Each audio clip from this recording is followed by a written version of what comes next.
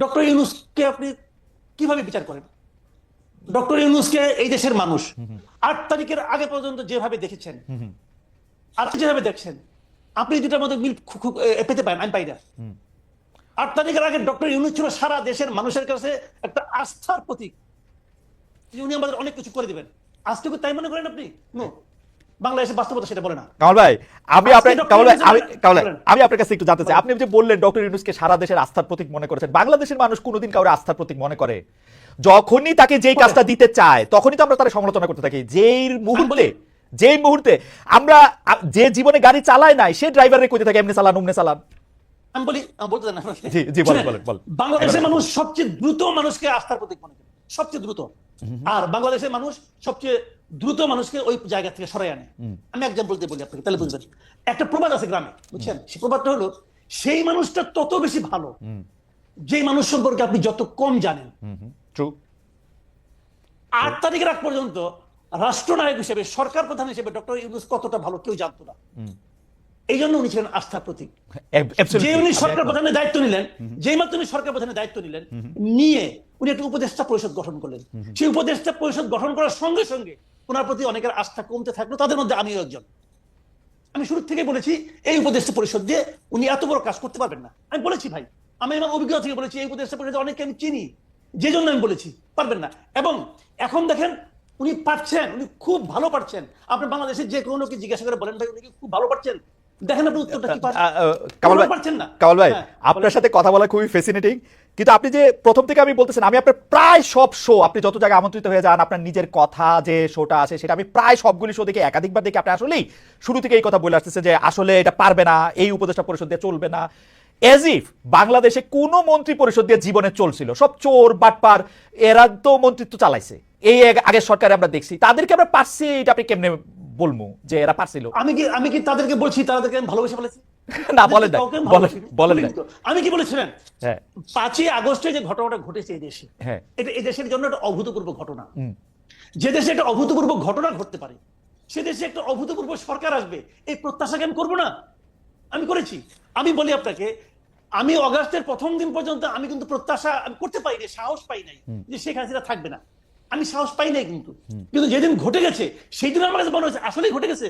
খেয়াল করেন কিন্তু, তাহলে আমার প্রত্যাশার বাইরে একটা ঘটনা ঘটেছে। তখন তো আমি ভাবতেই পারি যে যাদের কারণে, যাদের মাধ্যমে এত বড় একটা ঘটনা ঘটতে পারলো, তাদের অংশগ্রহণে, তাদের সাপোর্টে আমরা একটা অভূতপূর্ব সরকার পাবো, এই প্রত্যাশা করবো না? অবশ্যই আমি প্রত্যাশা করেছি। আমি কিন্তু আগের সরকারের সঙ্গে তুলনাই করতে চাই না। অবশ্যই তুলনা করলে আমাদের এখানে অনেক সৎ লোক আছে, এতে কোনো সন্দেহ নাই, সততা নিয়ে তুলনা করতেই পারবো না। কিন্তু আমার কথাটা হলো কি, যে এই সরকারের কাছে আমরা কি চেয়েছি? আমরা চেয়েছি আড়াইটা জিনিস, সিম্পল আড়াইটা জিনিস। আড়াইটা কি কি? 1 নম্বর চেয়েছি তারা একটা অসাধারণ নির্বাচন দেবে, যে নির্বাচনে প্রত্যেকটা মানুষের ভোটাধিকার গণনা করা হবে। 2 নম্বর চেয়েছি এই নির্বাচনের আগে ওনারা কিছু সংস্কার কর্ম করবে, যে সংস্কার কাজগুলো আরেকজন ফ্যাসিবাদ তৈরি হওয়া থেকে আমাদেরকে রক্ষা করবে। আর অর্ধেক কাজটা হলো, যতদিন এই কাজগুলো ওনারা করবেন ততদিন ওনারা দেশটাকে চালাবেন। আর কিছু চাই নাই কিন্তু রে ভাই। কিন্তু ওই অর্ধেক কাজ যেটা, ওটা শুরুর থেকেই এত ব্যর্থতার মধ্যে চলে আসলো যে বাদ বাকিগুলো সন্দেহের মধ্যে ঢুকে বললো। সংস্কার নামে তারা যা করলেন, এটা একটা লেজে গোবরের অবস্থা হয়ে গেছে সংস্কারটা। আচ্ছা কামাল ভাই, আমি আপনার কাছে আসতেছি, শুধু একটা বিচার দিয়ে রাখি যে আমরা যে সবকিছু চাপাইতেছি যে হ্যাঁ একটা অভূতপূর্ব সরকার আমরা পাইছি, এদের কাছ থেকে আমাদের অনেক কিছু চাওয়ার ছিল, তা আমাদের এখানে কোনো রোল নাই। আমরা 150টা আন্দোলন কইরা 5 মাসের মধ্যে তাদেরকে ইয়া করে তুললাম। আমরা যে কোনো জায়গায় হয় আপনি সমালোচনা করেন, নাইলে আমি সমালোচনা করি, ওরা যাইবো কই? কোন জায়গা থেকে তাদের সমালোচনা? এই কাজ করছো কেন, এটা করো নাই কেন, এটা করতে পারছো কেন? বিএনপি এতদিন পর্যন্ত কই আসে একটা, মির্জা ফখরুল ইসলাম কিন্তু আমারও 1.5 মাস আগে ইন্টারভিউ দিছে, একটা বুক দিয়ে তো বাইট করতে পারলাম না যে কবে ইলেকশন চান। হঠাৎ করে আর কি হইলো, জুলাইতে চায় না, অগাস্টে চায়, ঠান্ডা নাই, বর্ষা নাই, আর হইলো কি এই সরকারই চায় না ইলেকশন করতে। এগুলি কি কথা? আমি বলবো নাকি? আপনি 2 মিনিট একটু বললেন, আপনার একটু শোনা দরকার আছে। আমি যাইতেছি, বাকি আসতেছি আপনার কাছে জনাব মজুমদার, আমি আসবো একটু, জাস্ট একটু কামাল ভাইকে শুনে আসি। জি, দেখেন মির্জা ফখরুল আগে কি বলছেন, এখন কি বলছেন, এটাকে আমি ডিফেন্ড করবো না, এটা ওনার পলিটিক্স। দেখেন বিএনপি কিন্তু উনি কিন্তু বিএনপির মুখপাত্র এই দেশে, তাই না? মুখপাত্র, কাজে উনি কিন্তু বিএনপির পলিটিক্যাল কথাটাই বলবেন। বিএনপি আসলে কি চায়? তারা ক্ষমতায় যেতে চায়, simple, clear and simple. BNP ক্ষমতায় যেতে চায় এবং তারা অনেকদিন ধরে ক্ষমতার বাইরে আছে। তারা মুখে বলে আমরা ক্ষমতার মাধ্যমে দেশকে একটা অসাধারণ দেশ দিব, কি দিবে আল্লাহ মালুম আর ওনারা মালুম, আমি বলতে পারবো না, সেটা এক জিনিস। কিন্তু ওনাদের যেটা পলিটিক্স, উনি তো ওই কথাটাই বলবেন। ওনার কথা একটা। সমালোচনা যেটা আমরা করি, সমালোচনাটা আমরা কেন করি বলেন তো? আমি কি ইউনূস সাহেবকে নামাই যাওয়ার জন্য সমালোচনা করছি?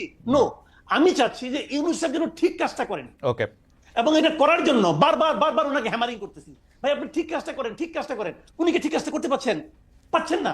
উনি কি এই আমি এটাকে বিপ্লব বলেন না গণ অভ্যুত্থান বলেন, জুলাই বিপ্লব বলি, জুলাই গণ অভ্যুত্থান, কিন্তু বাকি এখানে আছে ওকেও আমি আপিল করতেছি, উনিও বলুক যে এই যে উনার যে উপদেষ্টা পরিষদ উনি গঠন করেছেন, উনি তো জুলাই বিপ্লবের ফসল। উনার এই উপদেষ্টা পরিষদ তারা কেউ কি এই জুলাই বিপ্লবের চেতনাকে ধারণ করে? কামাল ভাই আমি আপনার কাছে আসি, শুধু এটা বলে রাখি, জুলাই বিপ্লবের চেতনা ধারণ করতে এই উপদেষ্টাদের ডিফেন্ড করার জন্য আমি বলি যে তারা যে শেখ হাসিনার লোকে গিয়ে যোগ দেয় নাই, ছবি তোলে নাই, তাদের মাখনটা খায় নাই, সেইটাই হলো জুলাই আগস্টের চেতনা। এর চেয়ে বেশি চেতনা তো দরকার ছিল না। আপনি আমার এই 4টা আরো অর্থনীতিবিদ দেখান যারা শেখ হাসিনার মাখন গিয়ে খায় নাই।